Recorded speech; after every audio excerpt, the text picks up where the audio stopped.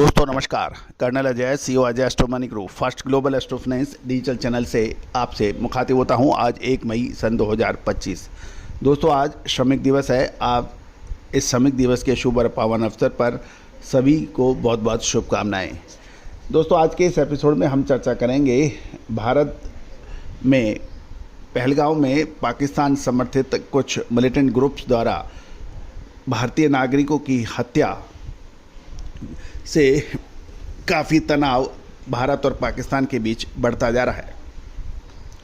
दोस्तों ये तो तय है कि यदि कोई भी देश आतंकवादी गतिविधियों के जरिए यदि किसी भी देश की अमन शांति में खलल पैदा करता है, उसको भंग करने की कोशिश करता है, उसके निर्दोष नागरिकों को मौत के घाट उतारता है, तो इसकी भर्त्सना, इसकी आलोचना और इसकी सबक उनको सिखाना ज़रूरी है। अन्यथा अशांति लगातार बढ़ती जाएगी और निर्दोष नागरिकों की जान जाती रहेगी।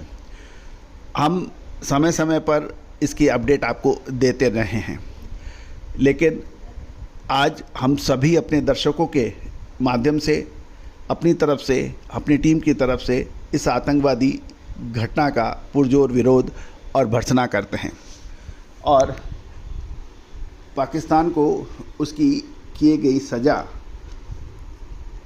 भी मिले, ऐसी हमें सरकार से अपेक्षा है। निर्दोष नागरिक चाहे पाकिस्तान के हों, चाहे भारत के हों या वर्ल्ड के किसी भी हिस्से में हों, उनकी हत्याएं किसी भी रूप में स्वीकार्य नहीं हैं। दोस्तों अटारी बागा बॉर्डर बंद होने से काफ़ी हद तक व्यापार ड्राई फ्रूट्स का प्रभावित हो सकता है। विशेषकर भारत से अफ़गानिस्तान और अफ़गानिस्तान से भारत आने वाले ड्राई फ्रूट्स और दूसरे एक खाद्य सामग्री जो कि पाकिस्तान के सड़क रास्ते से आती है, इसके पर असर पड़ा है। इसमें सैफरन यानी केसर एक प्रमुख मानी जा रही है। जानिए रिपोर्ट विस्तार से।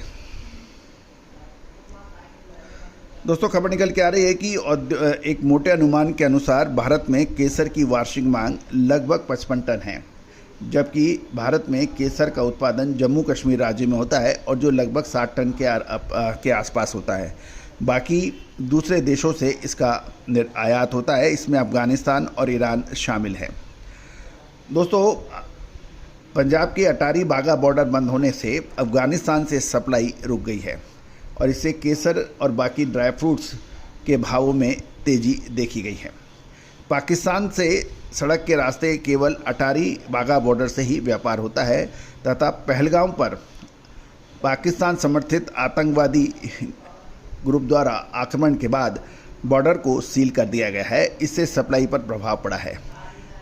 कश्मीर के पैम्पोर में केसर और सूखा मेवा उत्पादक के अनुसार दक्षिण और पश्चिम भारत में केसर की अच्छी मांग है। भारत में केसर का अधिक उपयोग परंपरागत मिठाई और मंदिरों में तिलक के रूप में अक्सर होती है।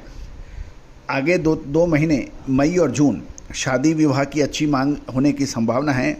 ये भी ध्यान देने वाली बात है कि जम्मू कश्मीर कृषि विभाग के वरिष्ठ अधिकारी सूत्रों के अनुसार India international Kashmir saffron trading centre पर भी केसर की थोक बिक्री 3 लाख रुपए प्रति किलो के भाव पर हो रही है।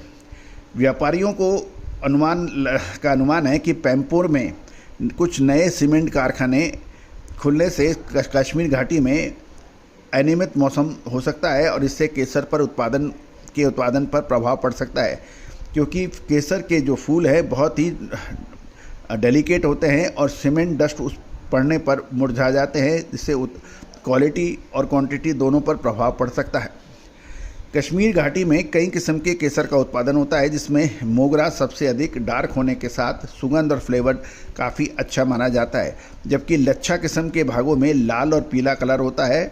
पैम्पोर के अलावा कश्मीर में बड़गांव और श्रीनगर के आसपास के क्षेत्रों में भी केसर का उत्पादन होता है।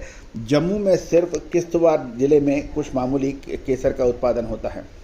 केसर का फसल सीजन अक्टूबर के मध्य से प्रारंभ होकर 1 महीना रहता है और उस समय कटाई और मजदूर अधिक रिक्वायरमेंट होती है। लगभग 180 फूलों से 1 ग्राम केसर की प्राप्ति होती है। यानी फूल के बीच में जो परागकण होते हैं वो उस केसर के लिए इस्तेमाल होते हैं। दोस्तों मेरा को भी काफ़ी समय कश्मीर में बिताने का मौका मिला है और मैंने भी इसकी खेती होते और इनके फूलों का से केसर किस प्रकार निकलती है इसका बहुत बारीकी से वहाँ पे देखा भी है और अध्ययन भी किया है। दोस्तों चैनल को सब्सक्राइब लाइक करना बिल्कुल ना भूलें ताकि हर जानकारी आप तक सबसे पहले पहुँचाई जा सके। All the very best, good luck, happy trading.